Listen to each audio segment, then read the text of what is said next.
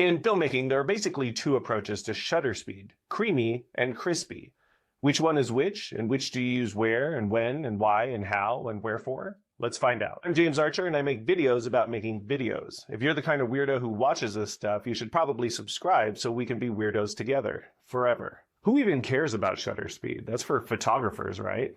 We video people just put our camera on aperture priority mode and start shooting video and everything seems to work out fine. Until it doesn't. You swear you didn't change anything on your camera, but all of a sudden that footage you just took looks jerky and choppy. It's not smooth and buttery the way it's supposed to be. That wedding ceremony you just shot looks more like a Jason Bourne fight scene. What happened? You didn't change anything. Well, you thought aperture priority mode was fine, but you've just learned the deep, dark secret that all video creators eventually have to contend with, and that's that shutter speed matters. You have to remember that video is really just photography done really fast. Each frame of a video is basically a photograph, and all the rules of photography still apply. Now, let's say, for example, you're shooting 24 frames per second with a shutter speed of 1/500th of a second. What that basically means is that the shutter's only open for 5% of the duration of each frame. And in between, your camera is just hanging out waiting for the next frame. And that means that all of your subject's motion between those short periods when the shutter is actually open is lost. It's not recorded. And because your shutter speed was so high, you actually wind up with a very crisp image. There's no blurriness from your subject moving. And on the surface, that can sound like a good thing. But the problem is when you stack them all together, you see all the gaps in between the motion. And the footage comes out a little bit jerky. Now, there are times when this is okay, and you actually want those really crisp, kind of jerky images. Sometimes this is used for sports photography or action scenes or battle scenes. It creates kind of a sense of frenetic activity, which might be what you're looking for in the shot. Check out this scene from the movie Gladiator, for example. This was shot with a high shutter speed.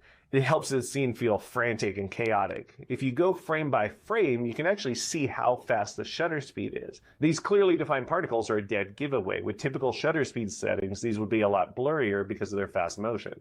Now, if you're trying to shoot anything except an action sequence, this can totally feel weird and really mess up your footage. If you're looking for footage that feels cinematic and creamy, the standard rule of thumb is that you want your shutter to be open for about half the duration of the frame. If you're shooting 24 frames a second, you probably want your shutter speed to be about 50th of a second. If you're shooting 30 FPS, you want about a 60th of a second. If you're shooting 60 FPS, you want about 120th of a second. That's going to give you the most normal, appealing, cinematic motion blur that represents what we're used to seeing and what feels right to us. It's the same standard that Hollywood has been using forever, and it's just what we consider normal. Any slower or faster, and it starts to look a little weird to us. Another option is that you can slow the shutter speed way down and get extra creamy footage. This kind of blurs everything together, and it does start to feel really weird to us, but sometimes this effect is useful if you're trying to convey a sense of an altered state or dizziness or drunkenness or something like that. Other than that, you probably want to use it pretty sparingly. It's a weird look and it's usually not what you're looking for. So enough talk, let's compare what these shutter speeds feel like so you can experience it for yourself.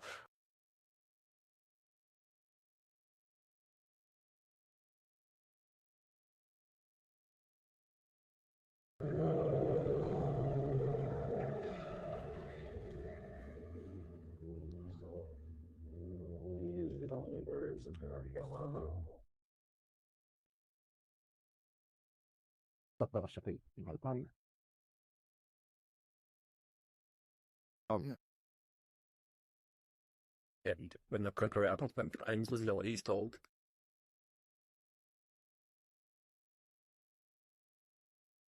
Cracker top, grow like it's healing.